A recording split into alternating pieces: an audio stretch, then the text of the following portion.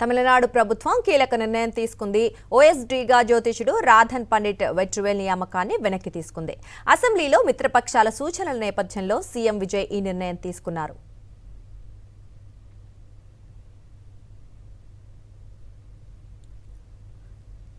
CM కార్యాలయంలో రాధన్ పండిట్ ను officer on special duty political హోదాలో నియమిస్తూ నిన్న విజయ్ ప్రభుత్వం ఉత్తర్వులు జారీ చేసింది. ఇక దీనిపై విమర్శలు వ్యక్తమయ్యాయి. అసెంబ్లీలో బల పరీక్ష సందర్భంగా విజయ్ సర్కార్ కు క్లాస్ ఇచ్చాయి వీసీకే, డీఎండీకే, బీజేపీ. జ్యోతిష్యం కాదు, సైంటిఫిక్ గా ఆలోచించాలని చురకలు అంటించింది మిత్రపక్షం వీసీకే. ఇక జ్యోతిష్యుణ్ణి ప్రభుత్వ వ్యవహారాలకు దూరంగా ఉంచాలని సీఎం విజయ్ కి సూచించారు డీఎండీకే నేత ప్రేమలతా విజయకాంత్. ఆయన్ను నమ్ముకొని పాలన చేయొద్దన్నారు. మూఢనమ్మకాలను ప్రోత్సహిస్తూ యువతకు తప్పుడు సందేశం ఇవ్వొద్దని బీజేపీ వ్యాఖ్యానించింది. ఇక ఈ నేపథ్యంలో సీఎం విజయ్ వెనక్కి తగ్గారు.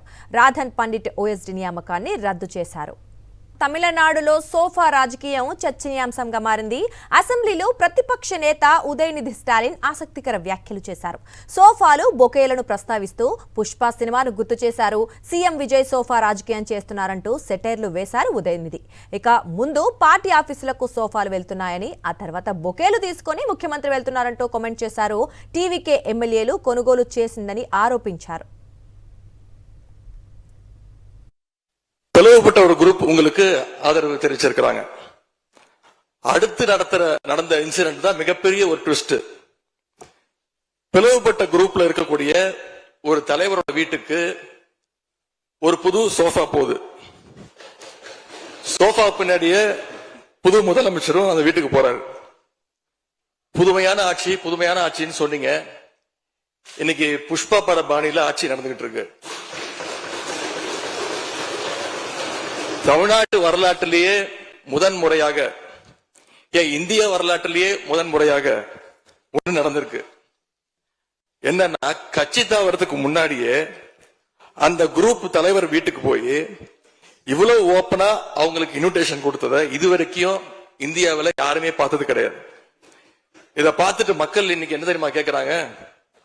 சேஞ்சுன்னு சொன்னீங்களே, இந்த சேஞ்சுக்கு பின்னாடி மிகப்பெரிய எக்ஸ்சேஞ்ச் இருக்கோ அப்படின்னு மக்கள் சந்தேகப்படுறாங்க. ఇక విపక్ష నేత ఉదయనిధి ఆరోపణలకు సీఎం విజయ్ కౌంటర్ ఇచ్చారు. తాము ఎమ్మెల్యేల కొనుగోలుకు ప్రయత్నించలేదని స్పష్టం చేశారు. ఇక టీవీకే హార్స్ ట్రేడింగ్ చేయలేదన్న విజయ్ తమ ప్రభుత్వం మాత్రం రేసు గుర్రంలా పనిచేస్తుందంటూ ధీటుగా బదులిచ్చారు. குதிரை பேரத்தில் எமது அரசு ஈடுபடுகிறது என்று கருத்தை தெரிவித்த மாண்புமிகு உறுப்பினர் அவர்களுக்கு நான் ஒன்றை மட்டும் சொல்லிக் கொள்கிறேன். இந்த அரசு குதிரை வேகத்தில் செயல்படுகிற அரசே தவிர குதிரை பேரத்தில் ஈடுபடுகிற அரசு இல்லை என்பதை ஆணித்தரமாக தெரிவித்துக் கொள்கிறேன். நம் தமிழ்நாட்டின் முன்னேற்றத்திற்கு உழைத்த தலைவர்கள் வழிகாட்டிய கொள்கைகளிலிருந்து இம்மி அளவு விலகாமல் நிச்சயமாக இந்த ஆட்சி நடைபெறும். எனவே நான் மொழிந்துள்ள இத்தீர்மானத்தை மாண்புமிகு உறுப்பினர்கள் அனைவரும் ஏகமனதாக நிறைவேற்றித் தர வேண்டும் என்று கேட்டுக்கொண்டு அமர்கிறேன்.